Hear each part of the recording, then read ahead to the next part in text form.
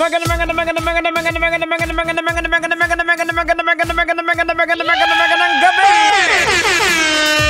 Metro and Mega Manila ang oras natin. We got 31 minutes makalipas sa oras ng alas 8 ng gabi.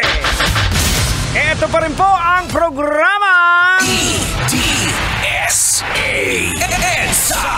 Ito po ang programang EDSA. Papasa inyo po hanggang alas 9 ng gabi. At ito na nga po ang ating huling hirit, huling banat sa ating programa. At syempre, batiin natin magandang gabi, of course. Binabati natin ang Car Club Garage na laging nakatutok sa atin. Thank you very much. Ayan kila Sir Chris and Ma'am Melay Henson. At sa lahat po ng staff ng Car Club Garage. Diyan po sa may Molino. Ayan sa may Masayto Drive. Molino, Bacoor. Ayan, pag nagpa-maintain kayo ng sasakyan nyo, dalhin nyo dun. Ang lulupit ng mga staff dun. As in, hindi kamay ang ginagamit.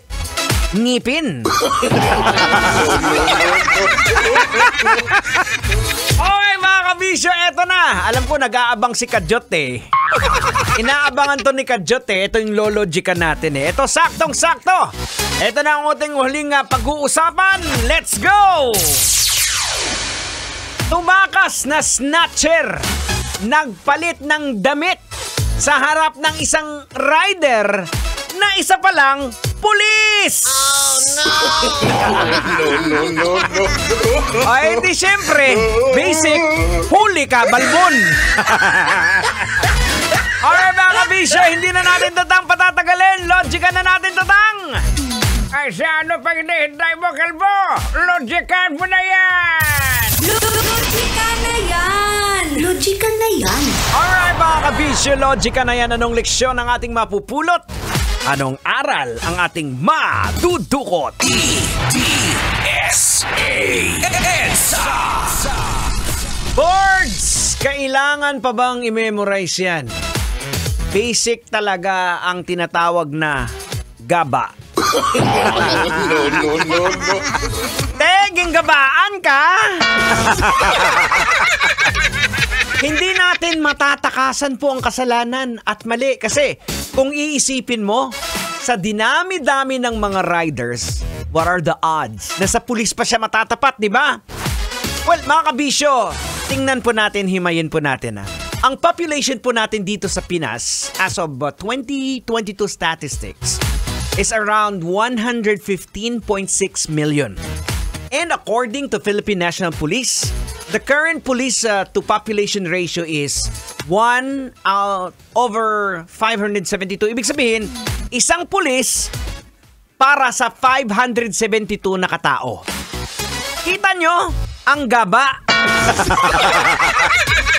Sa 572 na binabantayan ng pulis, doon ka pa sa harap niya.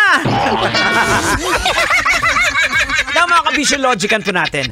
Ang pagkakataon po napili ng snatcher na magbihis sa harap ng isang rider na pulis pala, ay parang masasabi nating malas o freak coincidence. Well, kadalasan sinasabi ng iba or iniisip natin, malas ng snatcher at swerte naman ng pulis.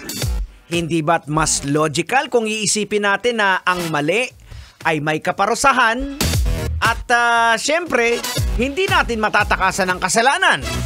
Okay, sasabihin nating malas at swerte. Ang malas at swerte kasi ay makokontrol po natin yan sa ating mga series of decisions na ginagawa. Gaya ng po sa pag-aasawa.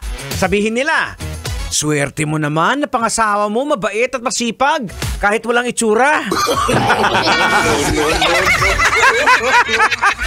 O di kaya sasabihin din nila, di ba, na sabihan ka naman na malas mo naman na pangasawa mo may itsura nga. Wala namang alam sa buhay. Ang swerte at malas ay matatamo po natin sa pamamagitan ng choices natin. Ngayon, tanungin kita, swerte ka ba o malas na pangasawa mo ngayon? Oh, no! Maloy ka! Alright mga kabisya, time to say goodbye bago pa ka mo magsabunutay.